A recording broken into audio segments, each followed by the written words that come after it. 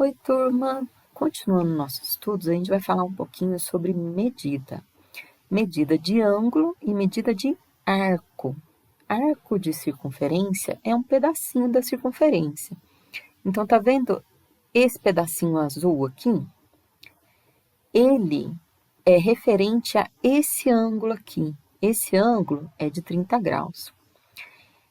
O valor do ângulo, ele é igual ao valor do arco, quando esse ângulo está marcado exatamente no centro da circunferência. Então, esse ângulo vale 30 graus e esse arco também vale 30 graus. Por que isso é importante? Porque fica muito fácil da gente entender os radianos. Há 3 tipos de medida de ângulo e arco. Os grados, eles são pouco usados. Os graus são esses que a gente indica com essa bolinha e que eu tenho usado nos outros vídeos também. Agora, nós vamos falar dos radianos. Os radianos, eles são definidos como um comprimento de arco que é igual ao raio da circunferência. Quando a gente está falando, então, de uma circunferência de raio 1, como é o caso no ciclo trigonométrico, um radiano, então, vai ter um arco valendo 1 radiano.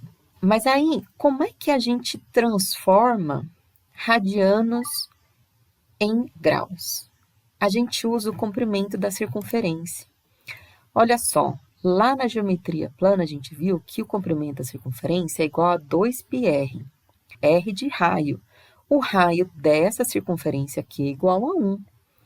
Então, se eu substituir aqui na fórmula, eu fico com o comprimento é 2π. 2π radianos, tá? Então, a circunferência, ela vai de 0 graus até 360 graus, ou então de 0 radianos até 2π radianos. 2π é a circunferência inteira. Metade da circunferência é π. Certo? Eu dividi esse 2π dividido por 2, vai dar π. Metade da semicircunferência aqui é π dividido por 2. Então, 90 graus, ele é a mesma coisa que π dividido por 2 radianos. E se eu somar π com π sobre 2, eu vou ter 3π sobre 2, que é o valor em radianos para o ângulo de 270 graus.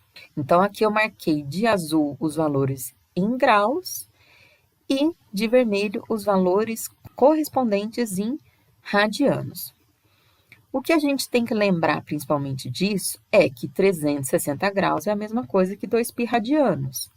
Se a gente dividir os dois lados por 2, a gente vai ter que 180 graus é igual a π radianos. Quando a gente vai calcular ângulos, a gente pode usar qualquer uma dessas duas, só que a de baixo já está simplificada, por isso que eu prefiro ela. Olha só, como é que a gente faz? Eu tenho 30 graus, quero saber quanto que isso dá em radianos. Eu sei que 180 graus dá π radianos. Então, o que eu vou fazer aqui é uma regra de 3. Lembra da regra de 3? Eu multiplico em cruz, dá 180 vezes x é igual a 30 vezes π.